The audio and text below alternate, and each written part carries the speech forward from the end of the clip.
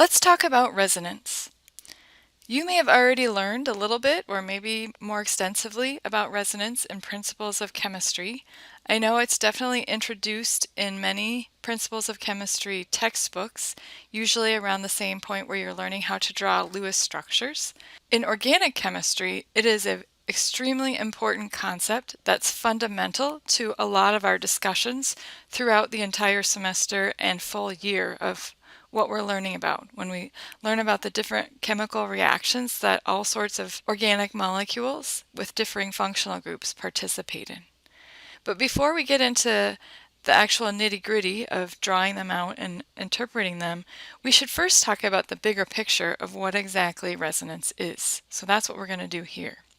In order to get started with this conversation, I have 3 different structures drawn on this paper on the top here. And 2 of them are actually of the same molecule. Both of these structures are different ways of representing a molecule of ethanol. One of them is the Lewis or Kekula drawing of ethanol structure, and the other one is the line bond or skeletal representation of drawing it. And you may be familiar with this. You might not have actually gotten to it yet in your organic studies, but I put both of them here so you can start to compare them and feel comfortable with the different ways of thinking about these different representations and how they show us the same molecule. The main point that I want to make about a molecule of ethanol is that it does not have any resonance taking place in it. There is no resonance happening in a molecule of ethanol. And what that boils down to is basically what we see right here, especially right here because it's really drawn out for us. What we see is what is true. This drawing of ethanol mirrors how the bonds are arranged and what types of bonds and atoms are present in an actual structure of ethanol. Ethanol has 2 carbons, it has 1 oxygen. The carbon-carbon bond in ethanol is a single bond, and if you looked up what its length would be, it should be close to what you would expect for an average carbon-carbon single bond. I think we have that information provided down here, actually. An average carbon-carbon single bond length is around 150 picometers, and so ethanols will be very close to that. And this is a carbon-oxygen single bond, so that means exactly what we see, that it really is a single bond. And if we looked up the average length for a carbon-oxygen single bond and compared that with ethanol's bond length for that carbon-oxygen bond, it will also be very similar. So basically, this is kind of boring, but what we see is what the actual structure looks like. Now let's come down here and look at this drawing.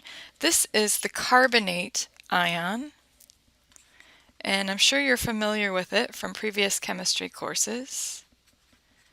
Oftentimes, this is the main structure that is used to teach about resonance when people first encounter it. If we look at this ion, you might not be used to seeing the negative charges right on the oxygens. Sometimes textbooks or professors put brackets around the carbon and the 3 oxygens, and they put a 2- charge on the outside of the brackets, which isn't all bad actually. Once we think about resonance, that will make more sense to us. But what I've done is I've looked at this Lewis structure for carbonate, and I've calculated the formal charges of every atom in this structure. And this oxygen is 0, this carbon is 0, and each of these oxygens are -1. So I put the negative charges right on top of those oxygens. Now, is this going to be a similar situation? What we see here equals the actual structure of carbonate. And I'm kind of leading us right now. I bet you're already guessing that the answer to that is no. So maybe I'll write that here.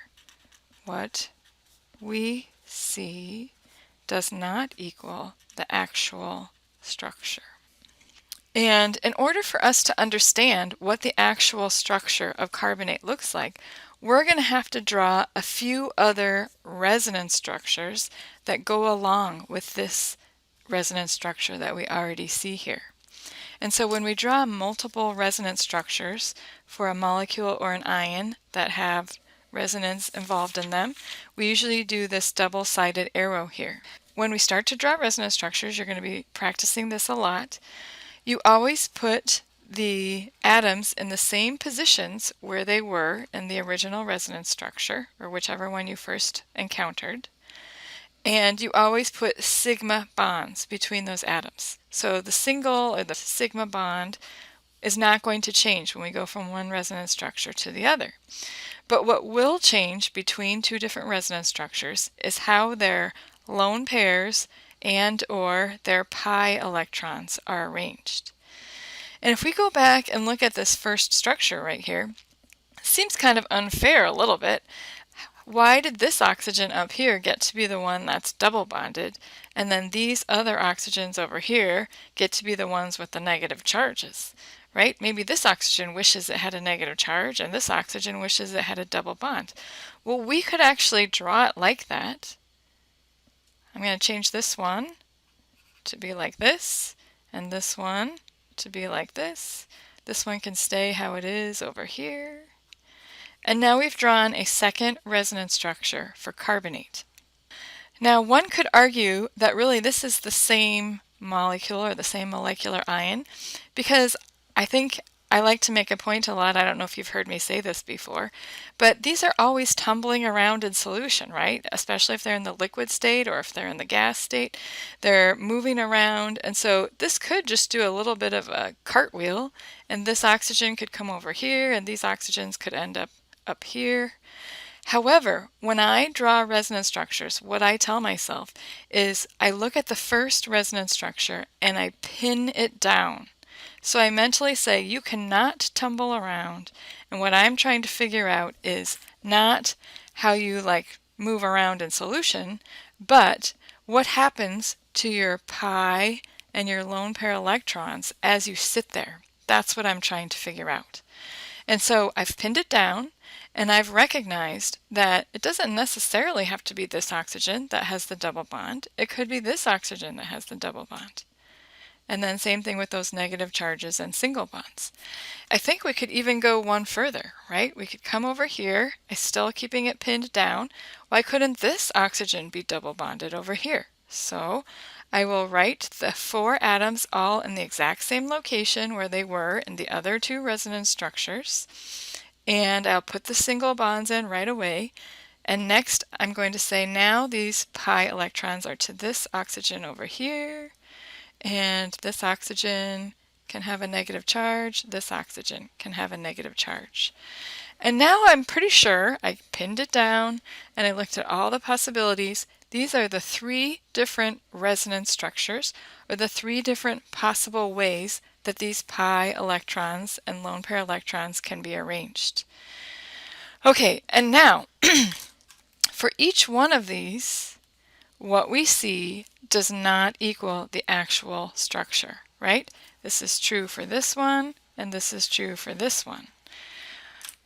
So maybe we're getting frustrated because that's why we're drawing these Lewis structures, is so we can figure out what the structure of the molecule looks like. But now I'm telling you that we worked really hard. We drew these 3 different structures, and it turns out none of them tell us the truth about the actual structure of carbonate.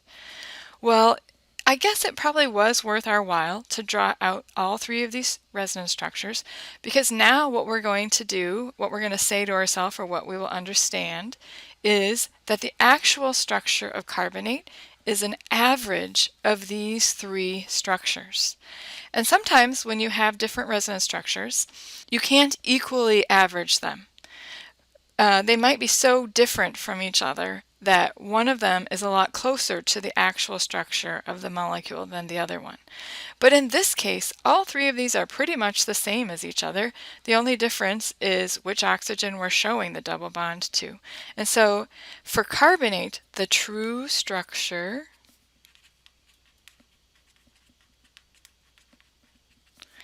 is an averaging or hybrid of the other 3 that we just drew. And just like all 3 of these, it will have the carbon with the 3 oxygens single bonded to it like this. And then what we see is we have double bond here, double bond here, double bond here. Each one of these carbon oxygens bonds is a partial double bond because they all have in their different resonance structures some pi character, some double bond character to those bonds.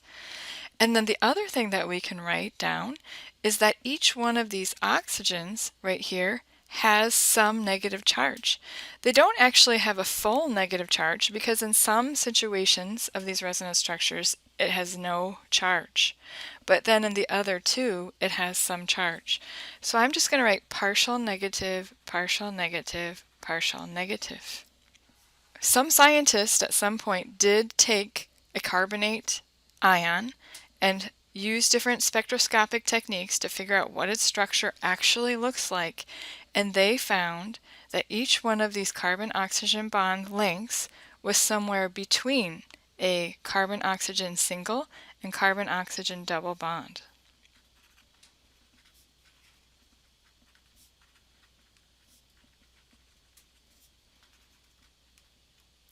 And that is true for each one of these carbon-oxygen bonds here. And also, because each of these resonance structures is kind of equally weighted with the other one, it turns out that all of these carbon-oxygen bonds here are equal to one another in length. So they all three are somewhere between a carbon-oxygen and carbon-oxygen single and carbon-oxygen double bond, and they are equal to each other. And then the partial negative charges on each of these oxygens will add up overall to a total of a -2 charge. It's kind of like each one is a -2/3 charge, basically. So that is the idea with resonance. We think about the possible different resonance structures that can exist and we draw them all out, but then we know that the actual structure looks like this. And sometimes people think, oh, that's because the electrons are moving, and sometimes it looks like this, and sometimes it looks like this, and sometimes it looks like this, but that is false. That is not true. If I had a camera that I could use to take a picture of a carbonate ion that could take pictures super fast, it would never see this carbon-oxygen bond here, sometimes looking like a double bond and sometimes looking like a single bond. It would always see this. It would always see each carbon-oxygen bond somewhere between a single and a double bond in length. So that is the true structure. Okay, the same thing happens with many other organic molecules. I'm going to show you a molecule that's really well known for its resonance, and that is the benzene molecule right here. I've drawn a Lewis structure of it, and then up here I drew the skeletal drawing of it. And now I already told you that this participates in resonance. It's really famous for its resonance. Let's start to think about what its correlating resonance structure will look like. So without even thinking right away, I'm just going to draw all the atoms in the same places that I see them here, with single bonds connecting them, because that will never change between resonance structures.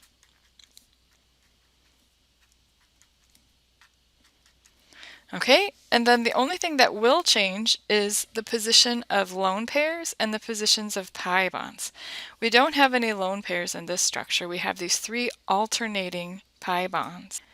And it turns out it's not really true that this is a carbon single bond, not actual. And this is a carbon-carbon double bond, not actual. And over here, you're given, or I have told you, what the average carbon-carbon single bond length is, 150 picometers, and the double bond length, 134 picometers. Instead, don't you think that maybe this carbon-carbon bond would want to have a little bit of double bond character also?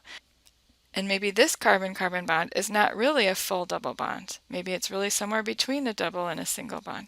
And so the way to communicate that is I can show the other resonance structure where I put the alternating pi bonds on the carbon-carbon bonds that here are shown as single. And basically I flipped it, right? Whatever here was a double bond is now here a single bond, and vice versa. These are the two resonance structures for benzene. And up here, if I was going to show the two resonance structures using the lined bond drawing, I would do it like this. Last, let me show you how many times organic chemists draw the structure of benzene, they draw it like this. They like to draw things line bond because they get tired of drawing out all the hydrogens. But instead of showing both of these structures, they put a circle in the center here. And that is to show that each one of these carbon-carbon bonds here is somewhere between a single and a double bond. And these 6 electrons that are in these pi bonds are being shared equally across all of the carbons in the ring. It turns out that the actual bond length of benzene for these carbon-carbon bonds is 140 picometers. So again, if I had a camera, I would not take pictures of benzene and sometimes see it looking like this and sometimes see it looking like this. Instead, when I took the picture, I would always see every single one of these carbon-carbon bonds being equal to its neighbor and all of them being somewhere between a carbon-carbon single and a carbon-carbon double bond in length and in strength.